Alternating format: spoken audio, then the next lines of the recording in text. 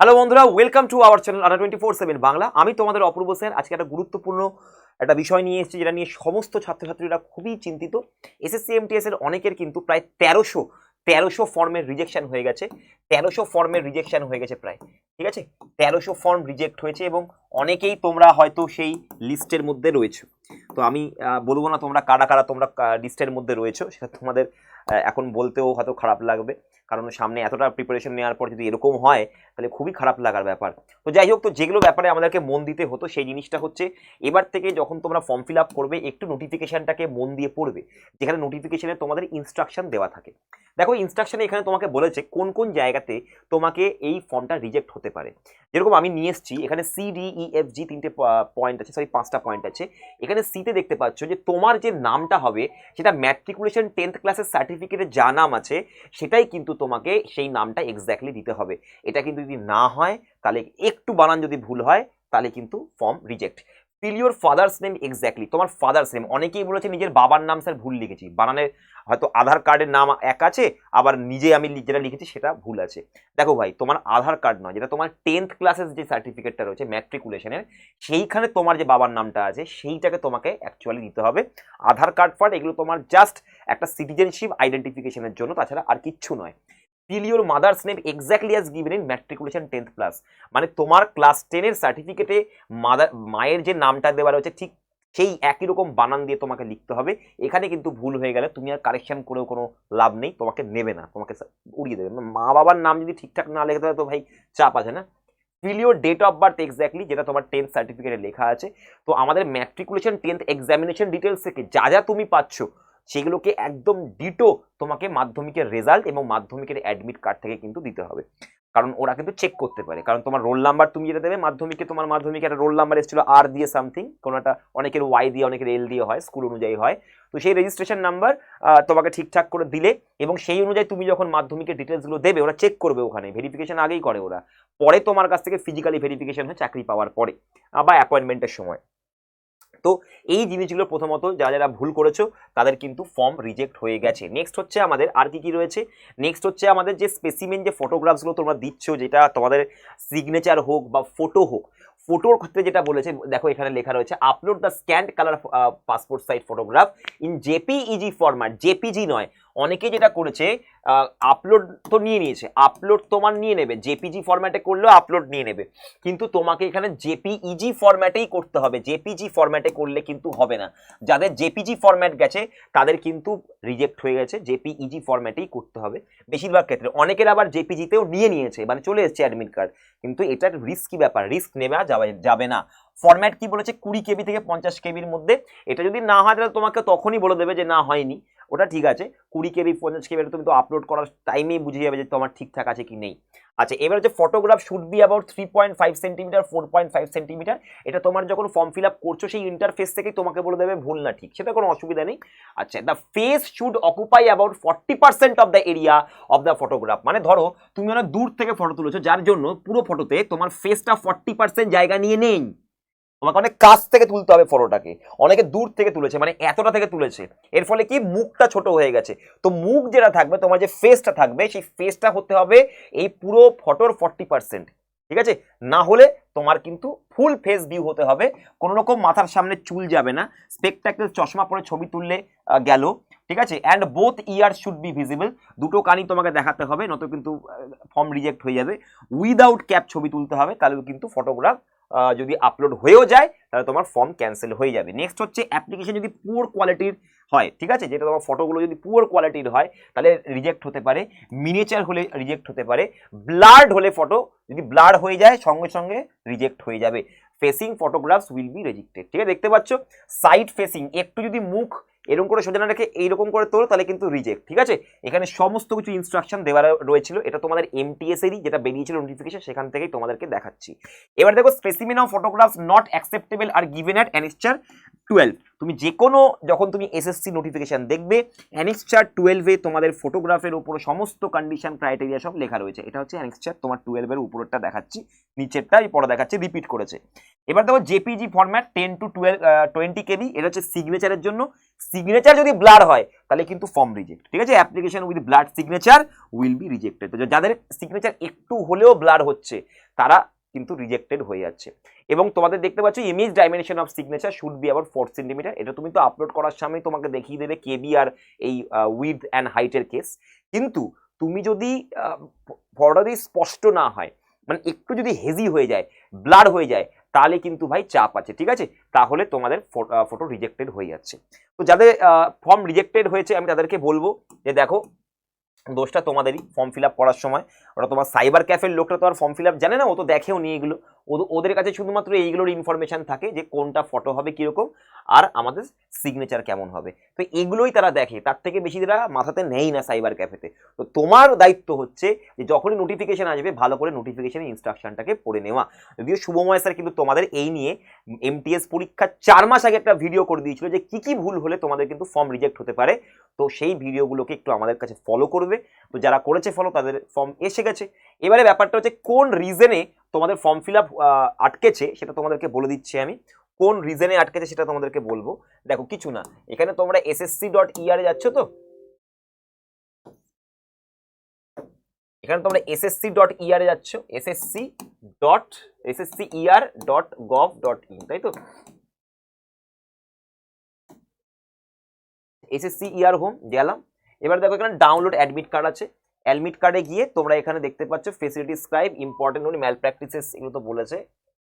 আচ্ছা হয়ে গেল, কনস্টেবল জিডি আদার্স, এই মাল্টিটাস্ক। এই জায়গাটা তুমি রেজিস্ট্রেশন নাম্বার, রোল নাম্বার বা ক্যান্ডিডেট নাম বা ইয়ে দিয়ে তুমি যখন করছো নেক্সটে যাচ্ছ তখন একটা প্যানেল আসছে যেখানে তোমাকে বলছে ফর্ম রিজেক্ট। এবং তোমাদের একদম ডান দিকে, মনে রাখবে, তোমাদের একদম ডান দিকে তোমাদের ইয়ে থাকবে, সরি, তোমাদের একদম ডান দিকে লেখা থাকবে যে কি রিজন রয়েছে, ঠিক আছে। তোমাদের একদম ডান দিকে রিজন লেখা থাকবে যে রিজন অফ ক্যান্সেলেশন। এবং আর একটা জিনিস যেটা হচ্ছে যাদের হয়ে গেছে, যাদের অ্যাকসেপ্টেড হয়ে গেছে, তা স্যার কি করে আমরা ফর্মটা ডাউনলোড করতে পারছি না, অ্যাডমিটে ডাউনলোড হচ্ছে না। তো অ্যাডমিটে যে রোল নাম্বারটা থাকবে না, যেখানে তোমার রোল নাম্বার দেখাবে, যখন তোমার স্ট্যাটাসে গিয়ে, এটা যদি স্ট্যাটাস জানে, স্ট্যাটাসে রোল নাম্বার দেখাবে, তো রোল নাম্বারে ক্লিক মারবে, রোল নাম্বারে ক্লিক মারলে অ্যাডমিট ডাউনলোড হয়ে যাবে। যদি না হয় কিছুদিন অপেক্ষা করো, পরীক্ষার 1-2 দিন আগে বা 3 দিন আগে তোমার রোল নাম্বারের এই জায়গাটা অ্যাক্টিভ হয়ে যাবে, এখানে ক্লিক মারবে, এখান থেকে অ্যাডমিট ডাউনলোড হয়ে যাবে। এরপর তো স্ট্যাটাস দেখাবে, স্ট্যাটাসে রোল নাম্বারে ক্লিক করলে তোমার দেখিয়ে দেবে। তো এই হচ্ছে কারণ। তো বন্ধুরা, তো এর পরের বার থেকে কিন্তু এই ভুলগুলো করবে না। তোমাদেরকে আবার বলছি যে ভালো করে ইনস্ট্রাকশন পড়ে, দরকার পড়লে ইনস্ট্রাকশনের প্রিন্ট আউটটা বের করে নিয়ে সাইবার ক্যাফেতে গিয়ে বসে বসে করবে, কিন্তু তাড়াহুড়ো না করে শান্ত মনে করবে, ঠিক আছে। তো এই হচ্ছে জিনিস। তো ভাই যেটা হয়ে গেছে তাদের আর তো কিছু করার নেই, সবই পুরোপুরি দুধ বেরিয়ে গেলে, পড়ে গেলে দুধটা আর ওঠাতে পারবে না, দ্যাটস ইট, আর কিছু ভেবে লাভ নেই। তো সামনে বছরের জন্য প্রস্তুতি নাও। এখানে 2024 সালে কিন্তু আমাদের 9593 খানা ভ্যাকেন্সিস বেরিয়েছে এবং 2025 সালেও কিন্তু যথেষ্ট সম্ভাবনা আছে 8 থেকে 9000 ভ্যাকেন্সিস কিন্তু আসার, এমটিএস হাবলদার এবং এমটিএস অফিসার মিলিয়ে। এবং তোমরা দেখতে পাচ্ছ যে আমাদের এখানে এক্সামিনেশনের প্যাটার্নও সেম থাকবে এবং সিলেবাসও তোমাদের সেম থাকবে। ঠিক আছে, সিলেবাসেরও কোনো চেঞ্জেস আসবে না, সিলেবাসও তোমাদের সেম থাকবে। তো এটার জন্য এখন থেকেই তোমাদেরকে এমটিএস এর প্রস্তুতি নেওয়া উচিত, কারণ এমটিএস এর মতো চাকরি ভাই হতেই পারে না। বাংলায় প্রশ্ন, সেন্ট্রাল গভর্নমেন্টের চাকরি, শনি রবি ছুটি, তুমি ভালো কোনো ডেডলাইন নেই কাজের। এখন তোমাদের 35,000 থেকে 40,000 টাকা বেড়ে গেছে, প্রায় 38,000 টাকা তুমি হাতে পাবে এখন থেকে। গ্রুপ সি, এবং সব থেকে বড় কথা হচ্ছে গ্রুপ সি সেন্ট্রাল গভর্নমেন্ট, লোকজন সেলাম ঠুকবে তোমার আশেপাশে পাড়াতে, এটা হচ্ছে ব্যাপার, ঠিক আছে। তারপরে ছোট সিলেবাস, খুবই সহজ প্রশ্ন আসে, গতানুগতিক, কমন জিকে আর ইংরেজিটাকে ভালো করে পড়তে হবে। তোমাকে অঙ্ক রিজনিং এ প্রেশার দেওয়ার দরকার নেই, কারণ অঙ্ক রিজনিং এ তোমাকে যা 36 পেতে হবে, অর্থাৎ 12টা কোশ্চেন করতে পারলেই, দুটোর মধ্যে দুটো মিলিয়ে 12টা কোশ্চেন করলেই তোমার হয়ে যাবে পাস। এইটা শুধু পাস করলে হয়ে গেল, কোনো নেগেটিভ মার্কিং নেই ম্যাথ আর রিজনিং এ, এগুলোতে আছে। তো এইটা তুমি কি করবে, কমন জিকে, একদম মাধ্যমিকের যেগুলো জিকে আছে সেগুলো পড়ে যাবে। ইংরেজিও ভালো করে পড়তে হবে। পিওয়াই কিউ যদি তুমি পুরো করে নিতে পারো এখন থেকে শুরু করে, পিওয়াই কিউ সামনের বছর হয়ে যাবে তোমার, সামনের বছর প্রায় মে জুন অথবা অগাস্ট সেপ্টেম্বরের দিকে পরীক্ষা হবে, অনেকটা টাইম আছে। পিওয়াই কিউ তুমি যদি কমপ্লিট করে যাও তোমার কমন আসবেই আসবে, এবং ইন্টারভিউ এখানে নেই, 6 মাসে নিয়োগ হয়ে যাবে। এবং তার জন্য তোমাদের জন্য একটা এসএসসি এমটিএস এর ব্যাচ আনা হয়েছে, প্রতিষ্ঠা। এই ব্যাচে তোমরা 4খানা হার্ড কপি বই পাচ্ছ, 4খানা হার্ড কপি বই তোমার বাড়িতে চলে যাবে, ঠিক আছে, বাংলা ভাষায় বইগুলো, জিকে, ম্যাথ এবং ইংরেজি সব বাংলা ভাষায় বই, ঠিক আছে। 150 ঘন্টা লাইভ এবং ভিডিও ক্লাস এবং 84খানা টেস্ট সিরিজ, একদম নতুন প্যাটার্ন, যেরকম প্যাটার্ন এখন আসছে এমটিএসে সেই প্যাটার্নের একখানা ইবুক পাবে এবং ইবুকটা হচ্ছে কারেন্ট অ্যাফেয়ার্সের ইবুক। এবং ইবুকের মজা হচ্ছে তোমার কারেন্ট অ্যাফেয়ার্স তুমি যদি পেপারের বা কাগজের বই কেনো তাহলে সেটা তো আর আপডেট নিতে পারবে না নিজে নিজে, কিন্তু ইবুক কিন্তু নিজে নিজে আপডেট নেবে, নতুন নতুন কারেন্ট অ্যাফেয়ার্স আসলে এর ভেতরে অ্যাড হয়ে যাবে। ক্লাসের মেটেরিয়াল তুমি প্রিন্ট করতে পারবে, তোমাদেরকে ডিপিপি দেবো যেগুলো থিওরি ক্লাসেস হবে, আমি তোমাদেরকে পিডিএফ দেবো, সেগুলো প্রিন্ট আউট করতে পারবে। স্পেশাল ডিসকাউন্ট কোড হচ্ছে এটা REF আন্ডারস্কোর দিতে হবে, তারপরে T731908, এইটা করে ব্যবহার করে অ্যাডমিশন ফি হয়ে যাবে 2024 টাকা।